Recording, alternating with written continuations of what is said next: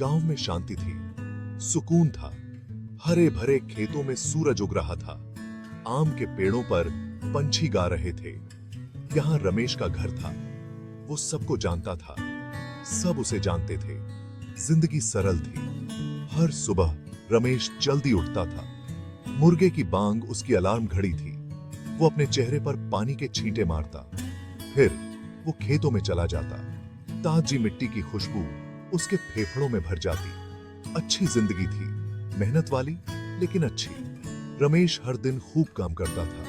वो खेत जोतता था, वो बीज बोता था, वो फसलों को पानी देता था। सूरज की तपिश उसकी पीठ पर पड़ती, उसके माथे से पसीना टपकता, लेकिन रमेश को कोई फर्क नहीं पड़ता था। वो अपने काम की अहमियत जानता था। वो अपने परिवार को खिला रहा था, वो अपने गांव को खिला रहा था। गांव के बीचों बीच एक पीपल का पेड़ था। वो बहुत पुराना था। उसकी जड़ें धरती में बहुत गहरी थीं। उसकी शाखाएं आसमान में बहुत ऊपर तक जाती थीं। गांव वाले उस पेड़ का आदर करते थे। उनका मानना था कि वो पवित्र है। वो अक्सर फूल और फल चढ़ाते थे। रमेश हमेशा से उस पेड़ की तरफ खिंचा चला जाता था। उसे उसके आसपास एक अजीब सी ऊर्जा महसूस होती थी, एक मौजूदगी। कभी कभी वो उसकी छाया में बैठ जाता।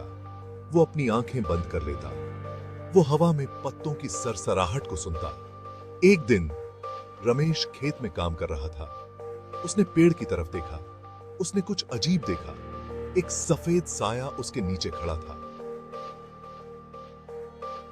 वो एक औरत थी। उसने सफेद साड़ी पहनी हुई थी। उसके लंबे काले बाल हवा में लहरा रहे थे। रमेश चौंक गया। उसने इस समय पेड़ के नीचे पहले कभी किसी को खड़ा नहीं देखा था। उसने ध्यान से देखने की कोशिश की, लेकिन वो साया गायब हो गया था। उसने अपना सिर हिलाया। शायद ये गर्मी का असर था। जैसे जैसे दिन बीतते गए, रमेश सफेद साड़ी वाली औरत की छवि को अपने दिमाग से नहीं निकाल पाया। उसे कुछ आवाजें भी सुनाई देने लगीं। हवा में फुसफुसाहट, हवा में धीमी सिसकियां।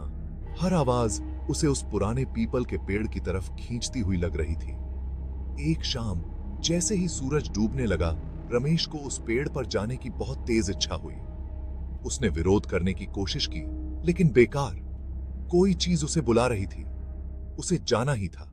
रमेश धीरे धीरे पीपल के पेड़ की तरफ चला। उसका दिल जोर जोर से धड़क रहा था। उसे डर और उत्सुकता का एक अजीब सा मिश्रण महसूस हो रहा था। जैसे ही वो करीब पहुंचा, उसने उसे देखा। सफेद साड़ी वाली औरत वो पेड़ के नीचे बैठी थी।